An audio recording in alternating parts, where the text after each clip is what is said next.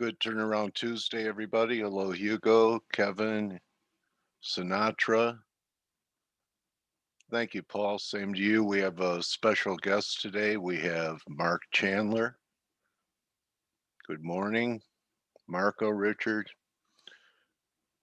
Mark Chandler has been a stalwart in the FX arena for decades now. It's going to be great to have Mark with us. Shalom, Amira.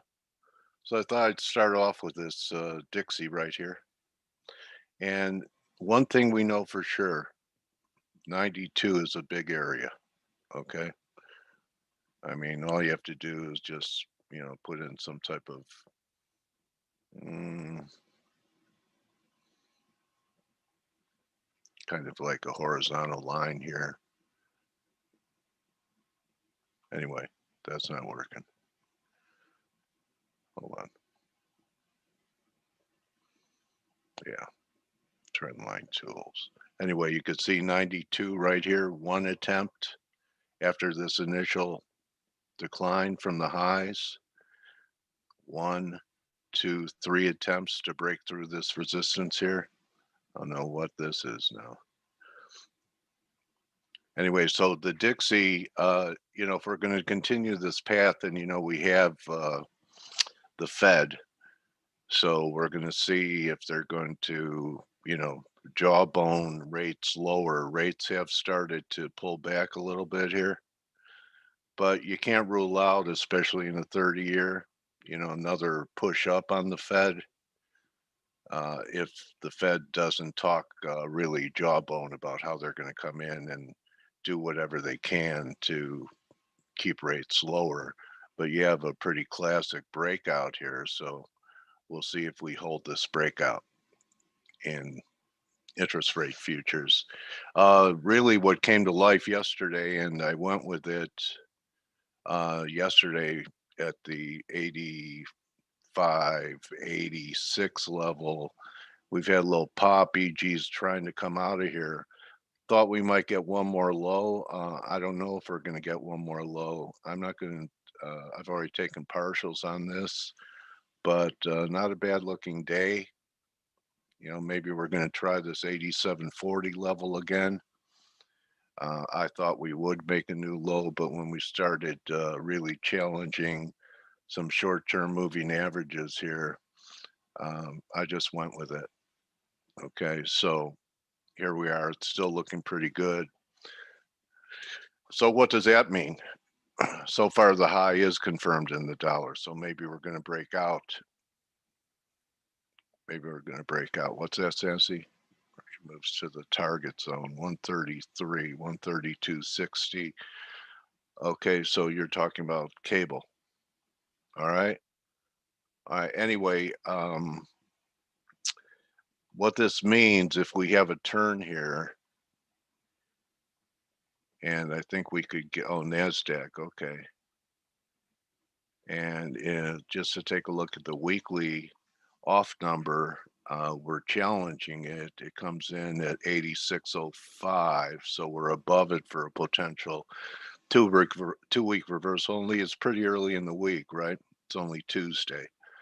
But, this was a lot of support here. This is where we really became impulsive in EG all the way back here. So I'm not calling for anything like this right now, but I don't know why we can't rally back to, say, 87.5 or so. Take it a day at a time. And we'll see what happens. The yen, I thought we were going to get one more high. That hasn't happened. We're trying to put in a reversal day here. I thought we were going to go to maybe 109.50. I still haven't pulled the trigger on this. This is kind of an interest rate play. And you want the yen, if you're a gold bull, you want US dollar yen to head down.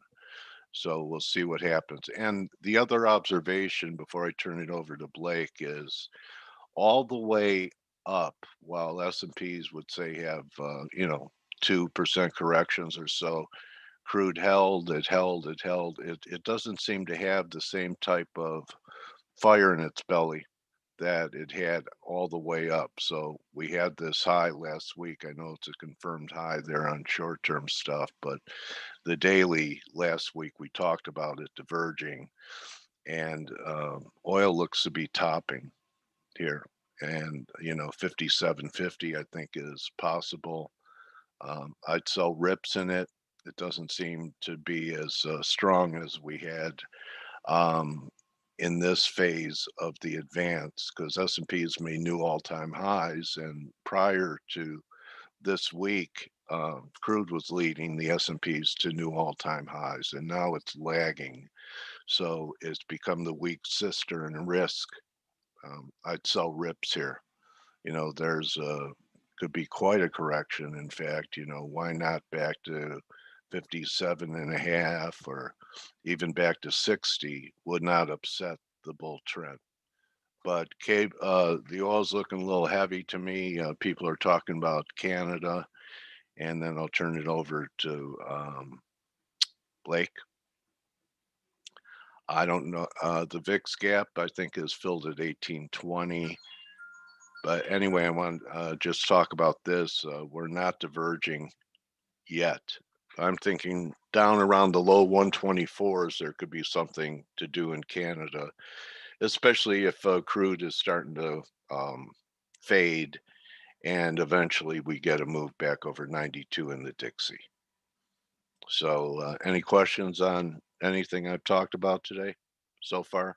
So with EG heading up, your preferred, when you're bearish a dollar, your preferred long is euro, your preferred short is cable, while this little shift in the euro pound is happening. Everyone get that? I know you're asking about the VIX. I believe the VIX fills at, no, we haven't filled that gap in the VIX. It's all the way back here. There's your gap. It's going to fill at 1820, and we have some weekly 200-week moving average. It comes in at 1870. So yeah, even though we've made new highs in the S&Ps, we haven't filled this gap. So hope that helps.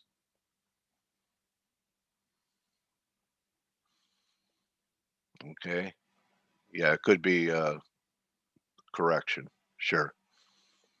Not saying it's the beginning of a bull market. I'm just saying that we had a little bit of a change, and it's due for a correction. So with that being said, Blake, good morning to you. How are you? Good evening to you. How are you? Good morning, Coach. How's it going over there? Pretty good. Okay. Getting ready I to see you move at making a the, play on the Euro Sterling. yeah, yesterday. Yeah. Yeah. Yeah. So, I don't know why Euro Sterling can't make a move up towards, 87 and a half or so, maybe back to this base. And, I'm not predicting a big bull market, not yet, but it just started cutting through some moving averages. And I've been waiting for weeks to see if it would take out that low. And when it didn't look like it was going to take out the low, I just went with it yesterday. Oh, So, nice. Well, the good news is it's probably carving out a higher low, which is good. yeah, Then the flip side of that is that, and let me go ahead and grab the screen over here. okay, buddy. If you are looking at the euro sterling here, it broke through this major Uh, multi-year trend line, yeah, and if we can get a rally here, then you end up getting a false breakdown on like a weekly basis, that's big. and we could end up squeezing back towards pretty easily towards 87 pence, and beyond that, then you're really talking about a much bigger and broader Right. squeeze. Nice So trend line. yeah, it's taken out a I couple didn't little have minor that. trend lines there. So Yeah. it's on the ones that have kept the market bearish, and then like I said, this long term trend line, we're back above it or trying to get back above it. So Right.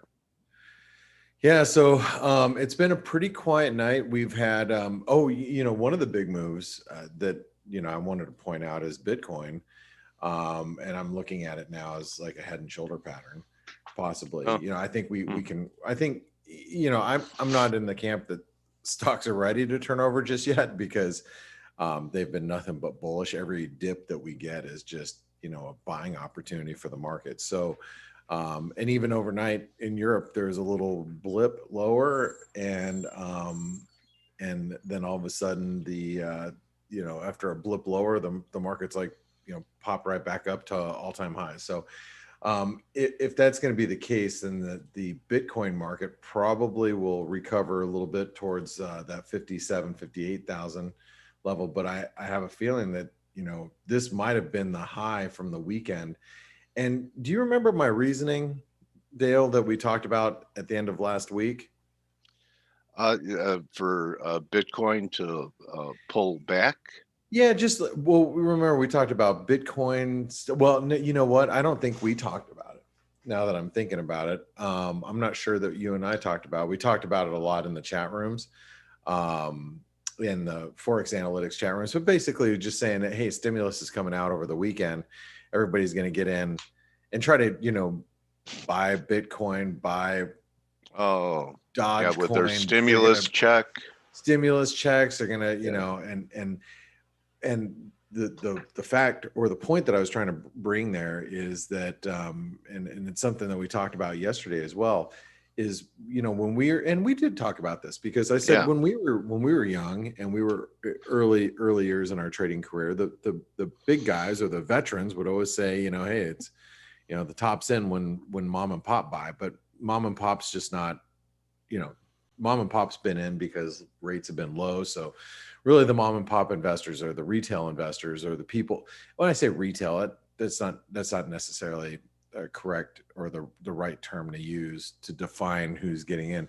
I'm just going to say that the general public, late in the game, because those are the ones that, it's like, oh, I got a stimulus check, I'm going to put that into Bitcoin, I'm going to put it into, I'm going to buy some GameStop. It doesn't really matter what, just I'm going to buy some stocks because the stock market keeps going up. I'm going to buy cryptos because cryptos keep going up. And then they buy it over the weekend because they're like, I've got this stimulus check coming. I might as well just plow it into the markets.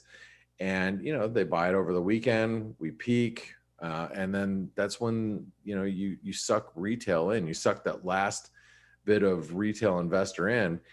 And on Twitter, I called it's a big transfer of wealth. You get, you had hundreds of billions of dollars just plow into cryptocurrencies, and all the institutions that plowed hundreds of billions of dollars into cryptocurrency when cryptos were, Bitcoin was down at 20 and 30,000. They're out there selling it to you. So, not to you, but to people that were buying over the weekend. So, is that the top? I don't know, but I'm starting to think that it might be. And, we might get this, whoops, I meant to draw like this. We might get a, oh, dang it, did it again.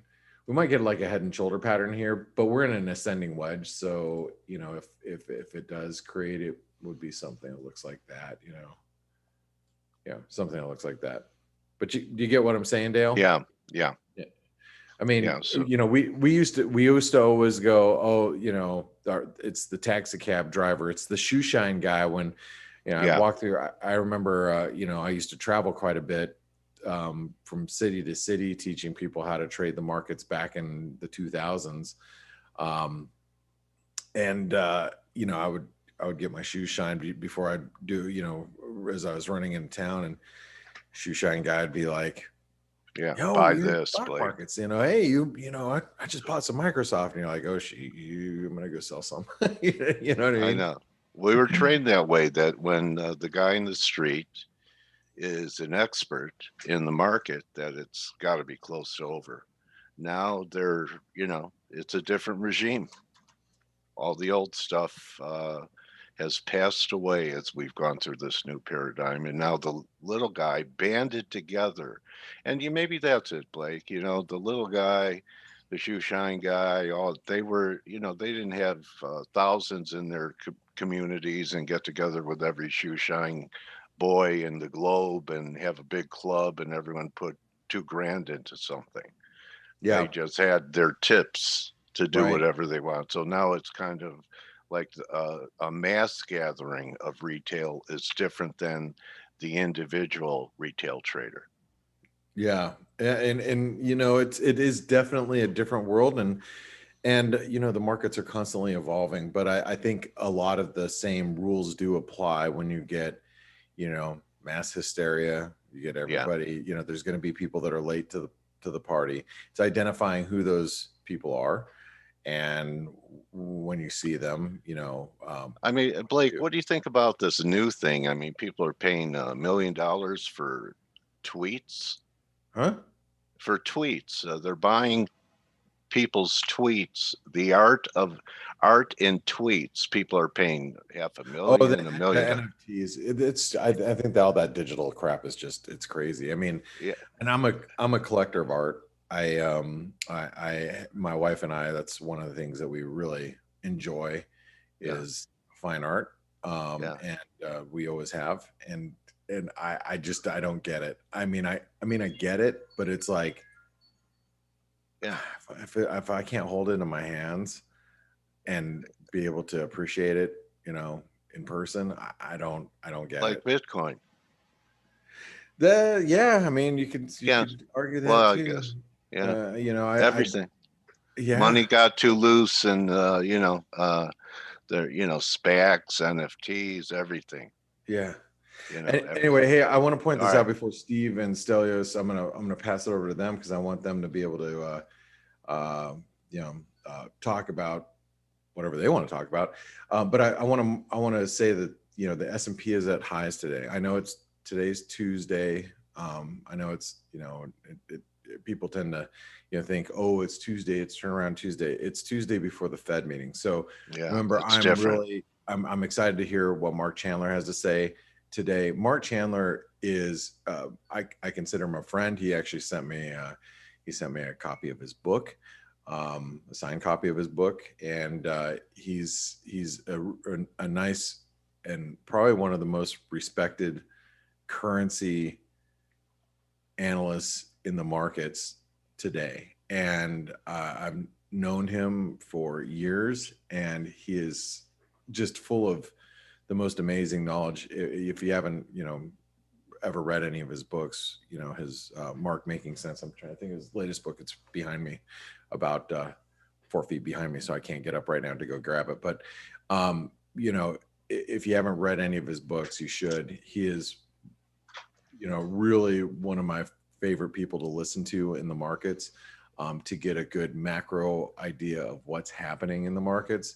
So make sure you stick around for Dale's interview with Mark here in the next 12 minutes or so. I know I'll be here listening in. So with that being said, Stelios, Steve, how you guys doing? Good morning. All good Morning, here. Steve. Good morning. Hey guys. Hey, you played hooky yesterday. Yeah, welcome back, Steve. Yeah. Thank you, guys. Yeah, we didn't know you were going to be gone. Oh, we did. Yeah, We I had told Stelios actually, but you're right, you Yeah, didn't. we knew. Yeah. All right. Well, cool. Well, welcome back. Well, we have Mark Chandler coming in today, and Which is amazing. yeah, which will be great. And I'm going to turn it over to you guys as we continue to rally to all-time highs in every market, everywhere, all around. Throughout the Choo-choo cosmos. train. So you guys have fun. I'm gonna, but before I go, I just want to mention, if you guys haven't visited our webinar sponsor, make sure you go to where it says Forex Analytics sponsored on our website, Pepperstone Securities. Open an account with them, then you can actually get Forex Analytics, the app, the platform, for free for up to 4 months. So if you live outside of the US and Canada, so check it out. All right, guys, it's all yours. Good Thank you, luck Blake. today, Thank you, Blake. Blake. I'm very excited about Mark Chandler. I really, really like him. So what have we got today? Well, we don't have anything new. We're all waiting for the FOMC tomorrow, I guess.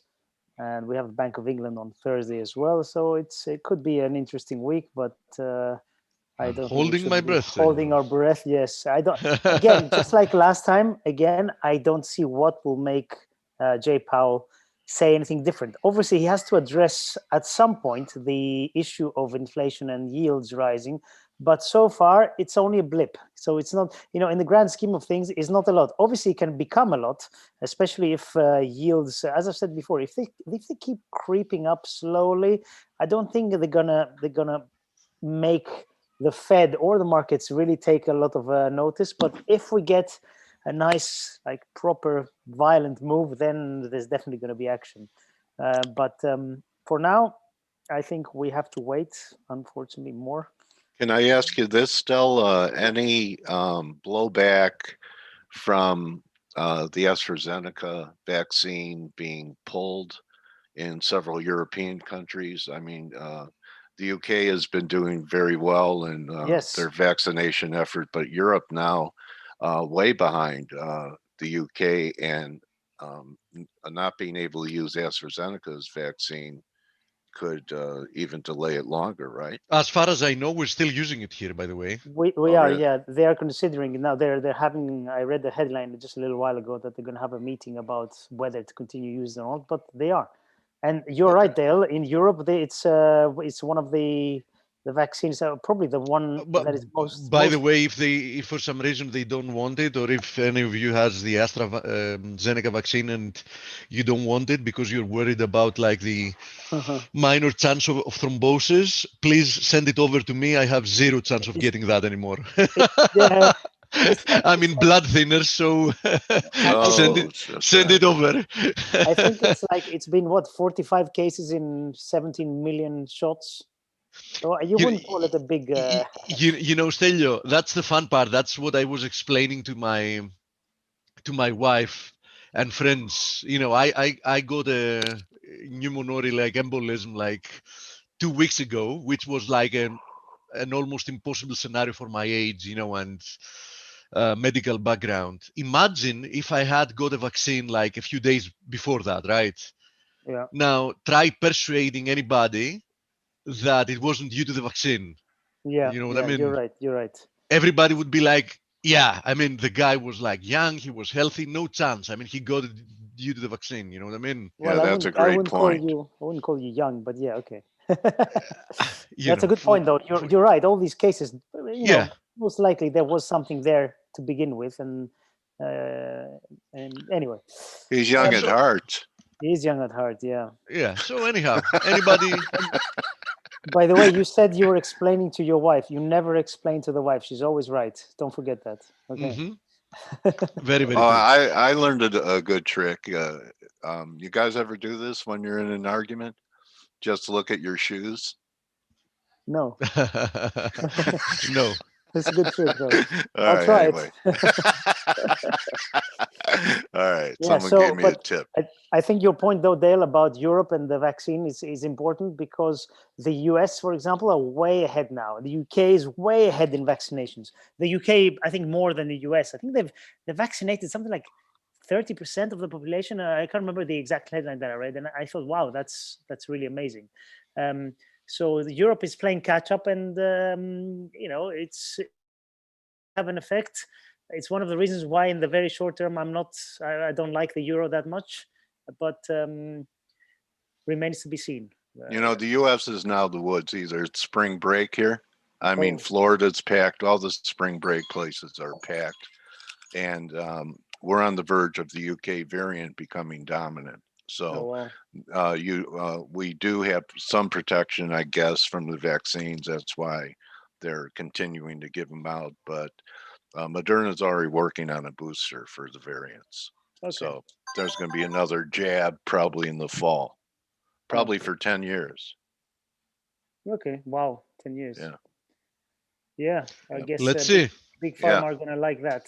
But Steve's call about this being another wasted year from his sources, the variants could definitely turn it into that.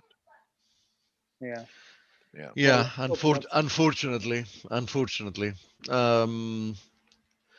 But yeah, we'll see. I mean, being optimistic is a good thing, but on the other hand, being unrealistic, is definitely not a good thing. Having said all that, what are the markets doing? The markets are playing in the same tune, meaning, S&P has now also confirmed like new highs.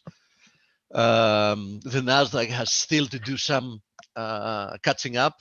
So it's been lagging a bit. I mean, nothing to really write home about, but it has been lagging a bit. We know that the DAX was the first one of the big indices that made the move along with the Dow. And in any case, we do know the strong correlation between the DAX and the Dow. So in this case, they also showed the way higher together. Dow also breaking through this channel as well, so looking very strong, has now even been trying to invalidate the RSI divergence having to do with the Dow, because as you see, for example, the S&P RSI divergence is still there and quite prominent. Now, as long as that's the theme, there is no real reason why somebody should be really bullish the dollar. I mean, I said some time ago there is a chance that we would see the dollar rebound, unfold, and give us a proper rebound finally. But if you remember, I started saying that at the beginning of last week that, if that was it, having to do with the correction of the indices, the chances that the dollar's rally could survive, is near zero. So, clearly the DXY has, reversed lower. Now, if this is going to be the beginning of another leg lower to new lows, I think we're about to find out, because we already had one leg lower. We had a little bit of a rebound. If you see this move now accelerating to the downside, I think most likely we've seen this swings high in the dollar. So, there is more to come. Now, on the other hand, if we see something different from the equities and the dollar still, not accelerating to the downside, we might get something different. But for the time being, is the status quo is still playing out. Other risk-correlated assets are either consolidating near the highs, for example, like crude is doing within this channel, or here is copper. Yeah. Or have already broken out. There is a chance that copper has already broken out. I know this might end up being like a more complex correction. ABC. Yeah, it might be a more complex correction to the downside, but there is also the chance that that was it, right? We're soon going to find out if that was the case. I mean, if it is to be a more complex correction, we might see it unfold differently, and we will have to redraw. But that's a problem always with corrective moves. It's very hard to guess the structure from the very, very beginning. Sometimes it looks like it's clear, then it produces something more complex. You need to readjust, so on and so forth. Precious metals, have found a bid. I mean, especially I pay close attention to where gold found a bid, because there was a key confluence. Friday really recovered very nicely. Yeah, so far. And here is silver, which also found support at the 25 area, which was also the 61.8% fib. Now, I know there is still the interpretation that we've broken down from this channel, and we might have a more complex correction unfolding here. So, the last few days are not really the trader's dream, because there are periods in a market that you have a clear trend, and there are periods in the market that you have an environment of consolidation, and still you're uncertain what kind of a consolidation you have in hand. So now, the big question mark in my head is this a consolidation of the rebound in the dollar, and there is a little bit more rebound to follow before we continue the trend, or is the rebound over? And I don't have an answer to this question. I need more price action to have this answer to this question, and it's okay. It's not pleasant, as I said before. I mean, it's, as a trader, you would always wish to have, A view. 100% clarity, right? Or at least 50%, 80%. Yeah, in what's happening. But that's not always the case. And instead of trying to fight it, instead of trying to force yourself to have a strong opinion, I think it's better to just go with the flow. I mean, when things are not so clear, just go along Observe. with it. Yeah, Observe. observe until you start feeling confident again that you now have a grasp of what exactly this type of move is about. Amen. Yeah, so I wish I could come here every single day, as I've done many days in the past, and say, listen, this is how things are. I'm confident we are in a downtrend or whatever, and we should be moving lower from here, blah blah blah. But the last few days, I don't have the confidence to tell you with certainty what's happening. And I've explained the reason a billion times. Corrective moves are not easy to decipher since day one. As simple as that. Now, the general trend in my mind hasn't changed. The general trend remains that risk assets should remain more or less well bid. Of course, there are going to be exceptions to the rule, and the dollar should continue to getting sold off. But on the other hand, we know that sentiment had become a little bit extreme, and in such a scenario, it's easy for you to have counter trend moves that extend more than you initially expected. All right, Great. Steve Mark is Dale? in the house. Okay, great. That's what I was about to ask. Okay, I'll stick Okay. around. Of course, I want to hear what Mark has to say. Okay, let me get you set up, Mark. By the way, we got negative retail sales numbers, quite below expectations. Anyway, let's get Mark. Yeah, let's see. Yeah. Let's see. -3 versus -0.5 expected, by the way. But still, we had extremely strong revisions. That needs to be said as well. Yes. Okay. Okay, Mark, welcome back to Face.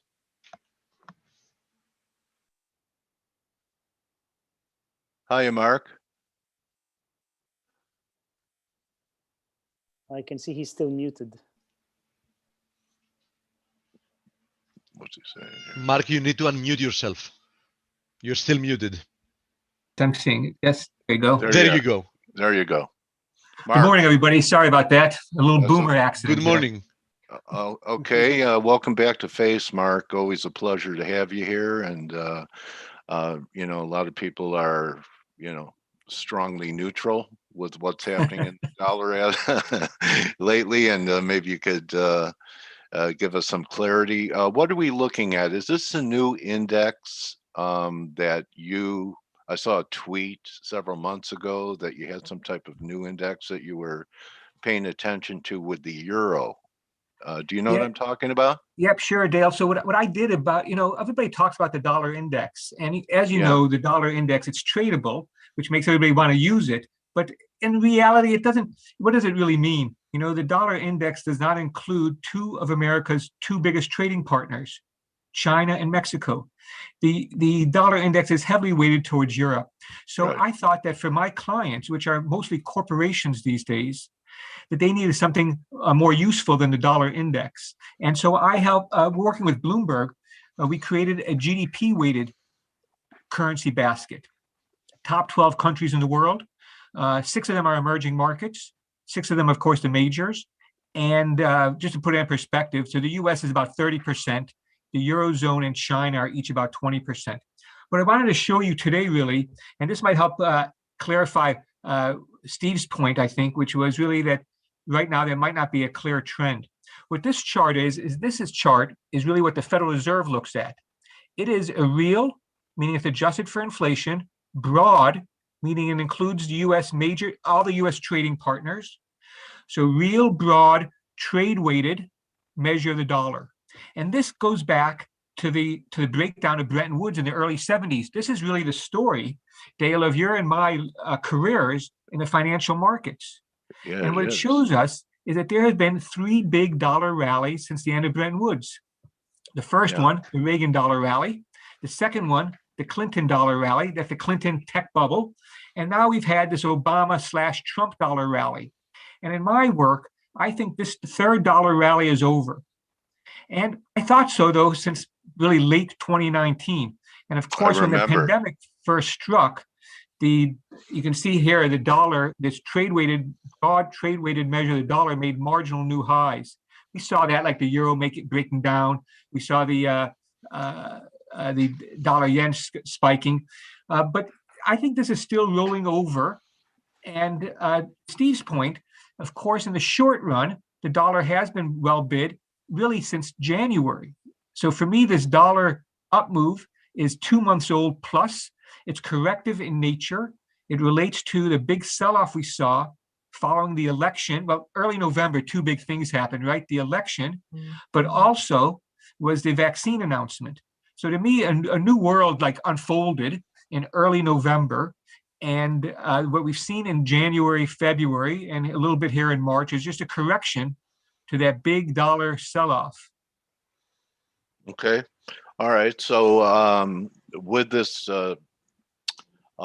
new index that you've created, are there any emerging markets that really they suffered a lot under a strong dollar regime, where there could be outsized moves? I mean, countries like Russia or Brazil, or some of these countries that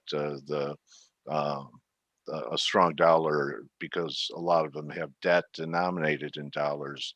A weaker dollar is going to be relief for them. I mean, you're already seeing it with money flows into international funds. Are there any plays on probably more speculative currencies in that arena than just the majors that we're focused on here? Well, I do think that, for a lot of us, it's really that we focus on the majors, maybe a couple of the emerging markets that are liquid and accessible. But Yeah. I think that, when you look at the how the world is shaping up, so what's happened is we've seen a big jump in rate in U.S. interest rates. And this, as you mentioned, hurts some emerging market countries. Part of the strength, for example, of the Mexican peso, second strongest currency in the second half of last year, up about 15.5% or so. What was driving it was relatively high interest rates compared to most other emerging markets as well as major countries. But since we've got this backing up of U.S. interest rates, those countries that relied on high interest rates to bring in world savings have sort of fallen out of favor. And so when I look at the emerging markets just so far this year, from a big picture, 4 out of the 5 worst performers are in Latin America. This is where you tend to get the high yields, which a lot of those fixed income fund managers like. So Mexico, Brazil, Argentina, Colombia are 4 of the 5 weakest currencies. And so I think that that's an important signal that despite strong U.S. growth, that interest rates sort of trump the growth channel. Okay, so that too is interesting. With what rates have done,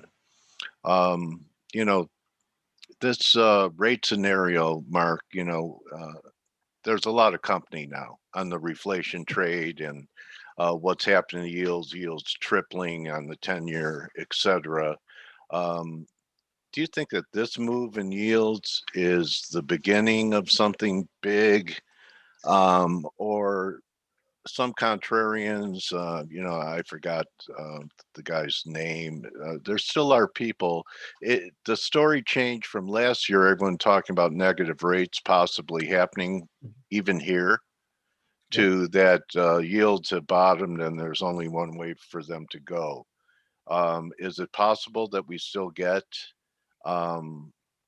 yields going back towards the lows that we had during the COVID crisis, or that's something that we may not see for generations? Yeah, Dale, isn't that great? For our career, say 30 to 40 years, interest rates in the U.S. have been trending lower. Inflation's been trending lower. Yeah. And now a lot of young pups want to say, this is the end of the 40-year downtrend. I wish it was. I'm not convinced it necessarily is, but here's what I think is happening. I think both of your points are right in the fact that we can have negative interest rates, but also higher bond yields. The Federal Reserve and the Treasury, I should say, are still struggling with reducing the Treasury's cash balances. This means fewer T-bill issuance, and this has had an impact, driving some interest rates negative. I know for most of us who are trading our own accounts, the plumbing, the short end of the curve is really dominated by banks, and we tend not to pay much attention to it. But the general collateral repo rate. So if you have a treasury bond, you're at a bank, you have a treasury bond, you want cash for it, so you repo it. You give it away to get the cash, and then you're going to unwind that. Well, those general collateral repo rates have gone negative. So we do have at the very short end of the U.S. curve, part of the plumbing that's behind most of the walls that we, as individual traders, look at. But some of those interest rates at the short end of the curve are negative, and the weight, the heaviness, won't go away for a couple more months until this adjustment is made. And this all has to do with our dysfunctional fiscal policy. In July, we had the debt ceiling, and part of the agreement is that the Treasury will bring down its cash position back to where it was when they extended the debt ceiling. At the long end of the curve, though, that's really most of us focus on. And Right. here's what I see happening, and this is why I think it's important ahead of tomorrow's FOMC meeting. For ballpark, the U.S. 10-year yield has gone up about 72 basis points since the end of October. That's the election and the vaccine announcement. So the nominal interest rate's gone up 72 basis points. And as you know, the yield has two components. One is the real yield, and the other is a risk premium. Then in the U.S., we just reduce to inflation. So what I do is I look at the increase in the nominal yield, 72 basis points, and I say how much of that increase is due to inflation expectations. And it turns out that the 10-year break even, this is the difference between the conventional bond and the inflation-linked security, that has gone up. That inflation expectation has gone up about 58 basis points, which is to say that the bulk of the increase in yields is due to inflation expectations. Okay. And that's not good enough, I think, for me. So I drill a little deeper and I say, well, what's driving inflation expectations? It could be the large fiscal stimulus.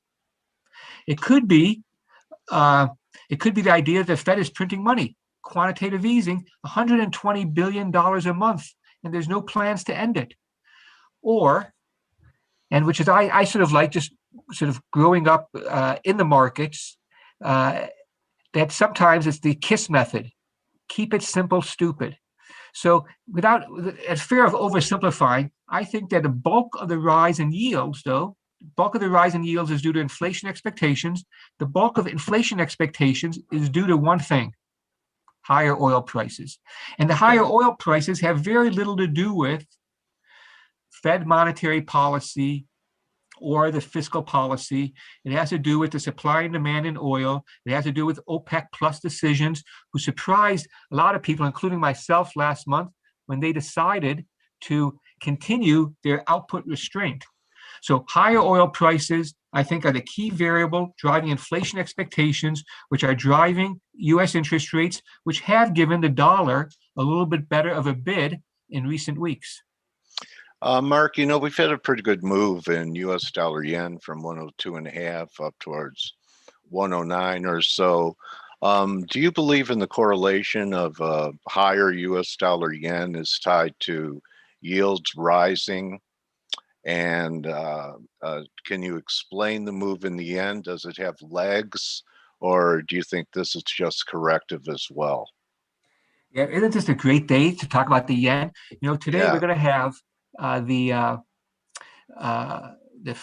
50 and 200-day moving average cross. And I know some people call it the golden cross, some people call it the dead man cross, depending on which side you're on. But today's the day where we're crossing there, and it's sort of an exciting technical day. So I do, in my work, I find a very strong correlation right now, and that's not always there, but it is there now, between the U.S. 10-year yield and dollar yen. So, for example, if we think that we're going back to late 2019 levels, that would put the U.S. 10-year at about 180 basis points. And I think that would put dollar yen a little bit north of 110. Last year, we made a high around 112, 30, 35, something like that. I don't think we get back up there, but I think we do take out that 110 level. That's a sort of an important psychological level. But here too, I think that the move is sort of long in the tooth. I'm not seeing the divergences that we see in some of the, say, what Steve was pointing out with the some of the equity indexes. But I do think that the technical momentum indicators I use, like the slow stochastic or the MACDs, are very extended, and I'm just waiting for them to give me some sign that they're getting tired. And anything on the commodity currency front, the Aussie, the Canadian, that's catching your eye? Canada's been very strong, USD CAD very weak. Is that because oil prices have been strong, or is it economically based that Canada, that their currency has been stronger? Really an underperformer, even when the dollar bounced in the last couple of weeks, USD CAD continued lower. What do you think is behind that? Yeah, so of course, a lot of North American corporates have a lot of exposure to Canada. It's a lot of trade between us. So it's one of the things that are always on my radar screen. I find that there's three factors, like variables, if you will, that influence dollar CAD. One is the general risk appetite. I use the S&Ps as a proxy for that. I find the Canadian dollar is among the most sensitive currencies to sell-offs in U.S. stocks. I use oil as a proxy for commodities. And then I also look at the short-term interest rate differential. And here's what I think is happening. You see those Canadian jobs numbers at the end of last week? They were very spectacular. And what this means, I think, is that, so it's sort of like we all got hit with this shock at the same time, pandemic. And policies, different countries pursuing different policies. So we're at a point now where we have to think of who's coming out first. Which central banks are going to be the first to pull back on their monetary policies? Norway, who said the central bank meets later this week, is the top candidate, but Canada is a close second. In fact, next month at the Bank of Canada meeting, it seems to me likely that the Bank of Canada gives us some signal that it plans to taper its bond buying. Right now, it's buying about 4 billion Canadian dollars worth of bonds a week. And so I think that we could see Canada beginning to reduce its bond buying. It's still a ways away from a rate hike, but the strength of their labor market is impressive, especially compared to the U.S. So I sort of use this rule of thumb that Canada is about 1/10 the size of the U.S. So when they create 200,000 jobs in a month, that'd be as if the U.S. created 2 million. Now, I'm looking for a strong jobs number from the U.S. next month, or for this month in March. But Canada's numbers, it just seems to me they're a bit ahead of us on rebuilding the labor market. And I think what this will set the stage for, it's not going to be on anybody's calendars, but as you know, Canada has a minority government, and it typically lasts about 2 years. And I suspect that this could be the year that Prime Minister Trudeau calls for an early election. Maybe it's late Q2, early Q3, on the back of this better performing economy. Interesting. Look, there anything on Aussie? That Aussie seems to be tied to what's happening with China. The commodity complex really had a nice run before this recent pullback. What do you think, Mark? Aussie, a continuation move to the upside with commodities still acting okay, copper, gold. I lost you for a second. I think that this is the difficulty of working in a third world country, a third world infrastructure here in the U.S. How about that? Yeah. So looking at the Aussie a little bit closer, I think that Aussie is correcting a little bit. Australia, today's another important day for Australia. Earlier today, the U.S. is saying that it cannot normalize relations with China as long as China is harassing Australia for its foreign policy. Of course, Australia is a key ally of the U.S. It's been punished through a bunch of trade sanctions from China, which is its biggest trading partner. And so I kind of like this background. Also, Australia has taken on a lot of challenges this year, right? Besides antagonizing China, and antagonized Google and Facebook that struck a deal with them. I think that Australia, interesting country to be watching here. I don't see it as so much tied to China as I do to commodity prices, which of course are related to China, but also Australia is I see it as a nice proxy for broadly commodity prices and also interest rates. Amazing story here. They are targeting their 3-year note yield at 10 basis points. And talk now is they're going to extend that for more than another year.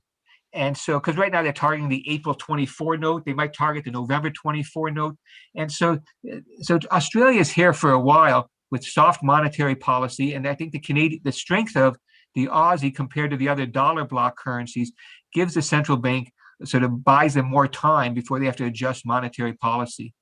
The other point I'd say about the sort of Anglo-American economies, UK, Canada, Australia, New Zealand, house prices. I think this becomes the next, well, we already see a rising issue for central banks. It's not the dominant issue, but I see it's a rising issue. Easy money, especially in these types of economies, fuels what could be elevated house prices. They're certainly elevated here, aren't they, Mark? Mine is never elevated enough, but I think my neighbor's is. And by what I mean by that, of course, is that more households own. So the IRS says more Americans live in owner-occupied places, apartments, condos, houses, than own equities. And so when I think about the wealth effect broadly in the U.S., of course, income is an important part of that. But out of the assets that we have, I think house prices are more important for long-term wealth in America than the equity market. Did you ever think that they would surpass the 2008 levels when we were in such a bubble? I mean, I believe in echo bubbles, but they're usually not as dramatic. And I mean, people are in certain areas, especially in California, you put a house on the market, Mark, and they're coming in with offers above the asking price and at times still not getting the house. Do you think what's happening with the mortgage, I forgot what the name of the program is, where you could just, what they've done to assist homeowners, what is that called again, where your mortgage payment is put aside? You mean they make it to defer the mortgage payment, interest payments? I forgot what it's called, but anyway, that's going to end, I believe, in October. Do you think that there's some type of perhaps some mini supply issue with people that have not been able to pay their mortgage for almost a year, are not going to be able to come up, or are the banks and Biden just going to have them tack that onto the end of the loan where it won't be as deleterious? Yeah, this is a real problem, Dale, for me in the U.S. I'd say that to me, in addition to the climate change issues, what concerns me is the disparity of wealth and income and really power, not just in the U.S., but really major countries and many emerging markets. And so I think that what's happening is that even though, we saw these figures last week, household net worth in the U.S. jumped. Where the U.S. as a whole is wealthier than before the pandemic. However, the way it's distributed is probably less fair. And so what I think is going to happen, a lot of us are looking at these savings rates, and see that American households have what some people call excessive savings. And I think a good chunk of that is going to end up to be used for exactly what you're saying. The forbearance granted to mortgage holders. Forbearance, it was granted to mortgage, to borrowers. It doesn't really forgive them of the loan. It doesn't really say they don't have to pay it. They just buy some time, and they're still accumulating the interest on that unpaid part. And so it does seem to me that some of this high savings rate that many people think is going to fuel consumption is really going to fuel debt servicing. I know a lot of people who are sitting with lots of cash, who aren't going shopping, who aren't buying things because they know they're going to have to pay their landlord. And in the meanwhile, they're building up their savings, improving their credit ratings. But this is a concern, and this is part of this fiscal cliffs that we should be expecting. And I think that fiscal cliff, even the unemployment compensation that was in this new stimulus measure, it only extends till September. And what concerns me is these date specific as opposed to condition specific. If it would be unemployment compensation could be extended until unemployment is below 5%, or that this forbearance on paying mortgages can be done until the unemployment is below 6%, or come up with some economic number as opposed to some date. Otherwise, we're going to have these fiscal cliffs, and that's what we're going to be trading off of. Interesting. All right, so something to look forward to in the fall. Before I let you go, Mark, I have to get a couple of comments. First of all, crypto. Just a comment. Crypto. I think that crypto is money in the same way my wife is Catholic. Self-identification. Okay. If you know, if All the right. Bitcoin would have called, if they would have said, you get a token for solving this energy-intensive computer problem, and how much is it worth? I think that if it wasn't being called coin, if it wasn't being called money, it would clarify what's really going on here. Okay. And the other thing is, Somebody would say Steve. that I love Mark because he's like an echo chamber to me. But really, I mean, I wish more people, were logical enough to, we wouldn't have this kind of ridiculous markets. All right, I want to wrap it with this, Mark. You and I and Steve, maybe half as long, have been in this business a long time. We're always trained, and Blake was talking about it today, on how when the retail guy got involved in the market, it was pretty close over the shoe shine boy, the cab driver, giving you stock tips. To me, seeing little guys in large groups come together and squeeze hedge funds is, I believe, a new paradigm, where the retail trader on his own might be meat for the pro to gobble up, but in large groups, it seems that they have more power than I ever thought that they could. Do you think it was them, or it was big hedge funds using these communities, as a cover for what they were doing? Yeah, I was fascinated by this. Of course, I don't trade GameStop. Yeah, I I'm know. not really involved in that space, but I do marvel at this because before we had corporations, there were all kinds of attempts for capital to come together, pools, trusts, and the Right. reason that these broke down was because the agreements cannot be enforced. And so it's one thing to have this sort of. I think that the GameStop probably a one-off, but because here's really the issue: is it might be easier to get people to buy, but how do you organize the selling? And the incentives is for people to defect early, so they're not the last one holding the bag or stock in this case. So I'm suspicious that this can really be duplicated in a planned, organized fashion. But of course, the democratization of the capital markets poses a challenge to the big pools of capital. Yeah. And I'm going to ask this, Steve Volge has, brought up many times that Russia's debt to GDP ratio is really in great shape compared to, our more mature countries, developed countries. You have a view on Russia? The ruble did start to strengthen in the last year or so. You think the ruble might be a place to take a long shot spec on ruble appreciation? I do. I mean, so from a big macro point of view, you've got a country that has dollar receivables, and so their dollar bonds look attractive to me. The ruble looks attractive to me as long as you're bullish oil. I sort of think about the ruble as a proxy for oil. But in general, for many of us who are concerned about aiding the enemy, so we don't want to buy so much Chinese stocks or Chinese bonds, the government tells us, because it's funding the People's Liberation Army, the Chinese military, and Russia is not a good actor. And I know that sometimes we trade, we want to change, we want to separate our politics, but I think that Russia might be an attractive for the short run. But is the money really worth it? So yeah, bullish on oil. Russia's balance sheet looks attractive. High yields look attractive. But for me, I'd rather take money from another country than Russia.